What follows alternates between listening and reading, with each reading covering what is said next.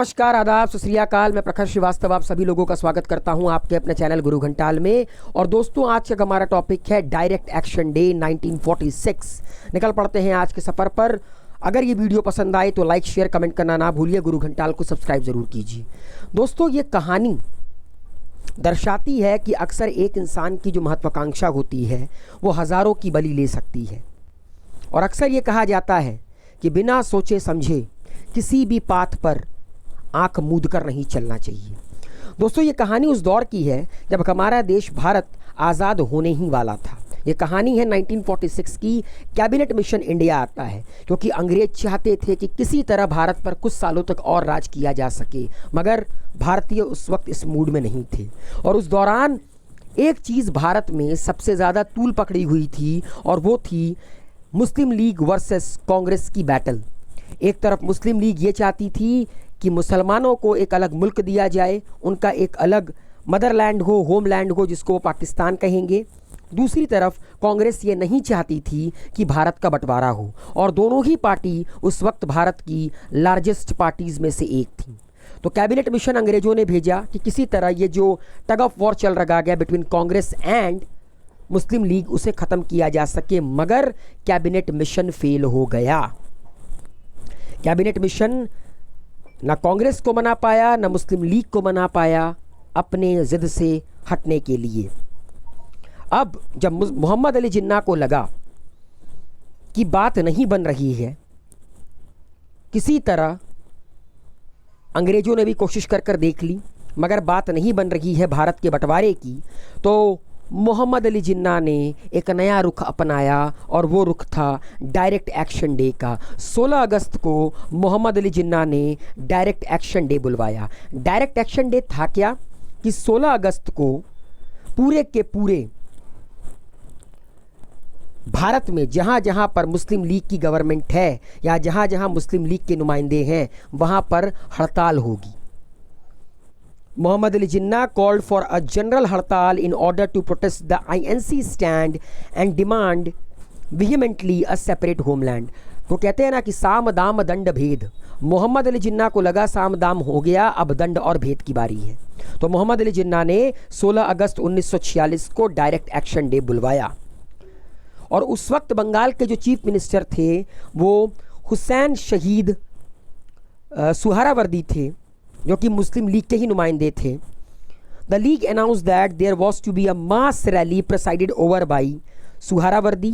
Processions of people would come from different places and meet at the Ochterlony monument to attend the rally. अलग अलग जगह से लोग इकट्ठा होंगे और इस रैली को संबोधित करेंगे। ये रैली जो कि आपका बंगाल के चीफ मिनिस्टर हुसैन शहीद सुहरावर्दी के लीडरशिप में आगे बढ़ेगी। The rally started at noon, although there were instances of force closing down of shops, stabbing and stoning from morning itself। जब ये रैली स्टार्ट हुई तो किसी को नहीं लगा था कि ये रैली हज़ारों की जान ले लेगी। जैसे जैसे ये रैली आगे बढ़ी वैसे वैसे लोगों ने धीरे धीरे कर ज़बरदस्ती लोगों के शॉप बंद करवाने शुरू किए, लोगों को मारना शुरू किया, पत्थरबाजी करना शुरू किया। तो धीरे धीरे ये रैली दंगे का रूप ले ली। और मोहम्मद अली जिन्ना ये कहते थे कि मुझे पता नहीं था कि मेरा ये जो डायरेक्ट एक्शन डे है वो इतना विकराल रूप ले लेगा, जो कि कहीं ना कहीं गलत है। क्योंकि मोहम्मद अली जिन्ना जो कि एक मजे हुए पॉलिटिशियन थे, उनसे इस तरह की बातों की उम्मीद नहीं थी। अब एक सवाल है कि डायरेक्ट एक्शन डे बुला तो लिया गया, रैली स्टार्ट भी हो गई, आउटकम क्या निकल कर आया? क्या मोहम्मद अली जिन्ना को उनका पाकिस्तान मिला?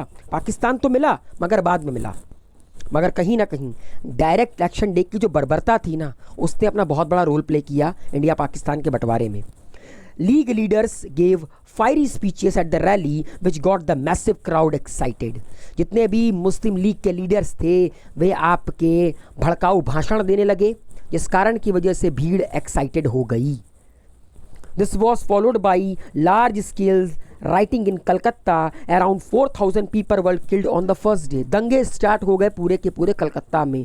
पहले दिन सिर्फ 16 अगस्त को कम से कम 4000 लोगों की मौत होती है कलकत्ता में। The rights involve killing, rape, forced conversion and looting.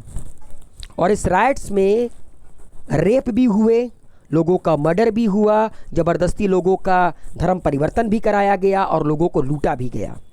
Many people blame Suharawardy for inciting the people and then failing to put an end to the violence as a chief minister. बहुत सारे लोगों ने बंगाल के chief minister सुहारावर्दी के ऊपर ये blame लगाया कि इन्होंने ही इस दंगे की शुरुआत की और एज अ चीफ मिनिस्टर के तौर पर वो इस दंगे को रोकने में असफल रहे। सिंपल सा लॉजिक है यार, जो शुरुआत करेगा वो रोकेगा क्यों? Some people also put the blame on the governor of Bengal, Sir Frederick John Barrow, for not taking control of the situation. बहुत सारे लोगों ने उस वक्त के तत्कालीन गवर्नर ऑफ बंगाल, जिनका नाम सर फेडरिक जॉन बरो था, उनके ऊपर भी ये इल्ज़ाम लगाया कि एज अ गवर्नर के तौर पर उन्होंने किसी भी तरह का कंट्रोल मेजर्स नहीं लिया इस दंगे को रोकने के लिए। The communal violence soon spread to other part of northern India, particularly Bihar, Noakhali जो कि बांग्लादेश में है, सॉ ग्रूसम वायलेंस। और धीरे धीरे ये जो दंगे की आग थी उसने बिहार को और बांग्लादेश के भी कुछ इलाके को अपने हिस्से में ले लिया। मतलब बंगाल से निकलता हुआ ये दंगा बिहार भी पहुंच गया और बांग्लादेश भी पहुंच गया। The violence witnessed during and after the direct action day has also been called the great Calcutta killings. Some of the places saw rioting on the scale of what can be term genocide.